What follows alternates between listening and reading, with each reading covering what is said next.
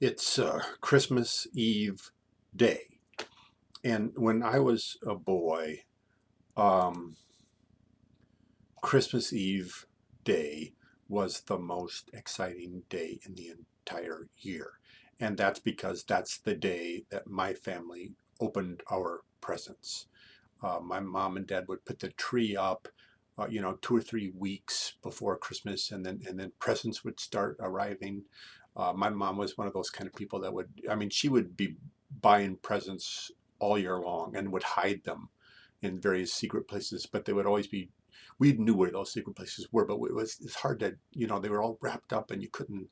So really, there was a lot of mystery. And now these presents would start piling up at the bottom of the tree, and we had 5 kids, and we were not rich, but there would be several presents for each kid. It might just be a shirt, or who knows, but a toy, not nothing fabulous, but still it was a present, and it had your name on it, and it was. And some families I've heard wait until Christmas morning to open the presents, and that would never have worked in my family, because we would have burned the house down. So Christmas Eve day, that's in the afternoon, usually just before dark, right around when it's getting dark. It gets dark so early on Christmas Eve, and right about then, that's when we would open our presents. And we had to wait for my grandma. My grandmother, she lived with my grandfather in our town for many years in their house. And one day she fell and she broke her hip. And man, in those days there was no hip replacement or anything, so she was more or less a semi-invalid after that. And she lived after my grandpa died, she lived in a nursing home. So my dad would go over to get my grandma, and we could not open up any presents until my grandma arrived. So they're like, we kids, we were just, hurry up. And my mom, we were allowed to call like one time. Uh, um, Otherwise, we would have been calling up every 5 minutes. And Dad, it's 10 o'clock, it's 11 o'clock, Dad, and where are you guys? Aren't you coming? And he would say, your grandmother's in the bathroom. And we knew what that meant. I mean, that could take 2 hours. I mean, steam would be kind of coming out underneath the crack of the door. My grandmother would just be in there for hours. I don't know what she did in there. It was like some mysterious communing with bathtubs, I guess. And she everything she did after she broke her hip, everything she did was slow, and she needed help. And finally, like maybe 2 o'clock in the afternoon, they would come, and we kids, we would have been for hours. We've been glued to the window, looking.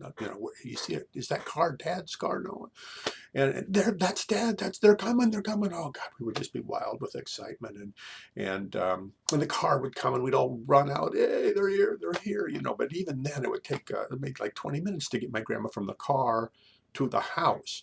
And it was all very traditional. My dad would bring in, my grandma always had a lot of presents, so that was the really wonderful part. And some of those presents would have my name on them, and then blankets would be brought in, and then the walker would be put out there, and my grandma would always be wearing a fur coat.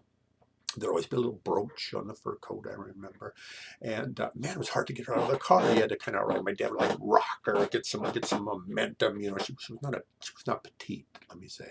And then finally she's up on her feet, and she's grabbing the walker. And there's always a couple of canes hooked to the walker, and maybe a blanket draped over it very carefully. Had to be folded perfectly, and then she's coming, and ouch, ouch, ouch, ouch, and she's always sort of in pain, and we're, hurry up, Grandma, hurry up, and then finally we get her settled into the house, get her into an armchair, and then you have to put the blankets over her legs, and all we're like, hurry up, or please, oh God, and then finally she's settled down, but we still can't open up the presents. My dad had to read from the Gospels. He had to read the Christmas story, all that stuff about Mary and Joseph, and there's no room in the inn, and we're going, yeah, hurry up, and finally my dad would quit, but even then we're not ready. He's got to pray. He's got to thank, Father God, thank you for all our blessings, and we're going, oh yeah, thank you, hurry up, and then the present opening would finally begin, and my mom would kind of control it for a little bit. And she wanted to have a civilized family. She always her entire life she wished that her children were civilized children, and we really weren't. So, and the way civilized people, I guess, do it is they take like one present. There's a designated kid who gets a present. Oh, this is for, Daryl, and he gives it to Daryl. Or, oh, this one's for Kay. And you only do one present at a time, and that kid opens up the present, and everyone and expresses gratitude and thanks the person who gave the present, and everyone else goes, oh, good, what a good present, and well, let me tell you, that's yet worked for about, 2 minutes in my family. And then the presents are coming out really fast, and everybody's like ripping and tearing, and it's like an orgy. I mean,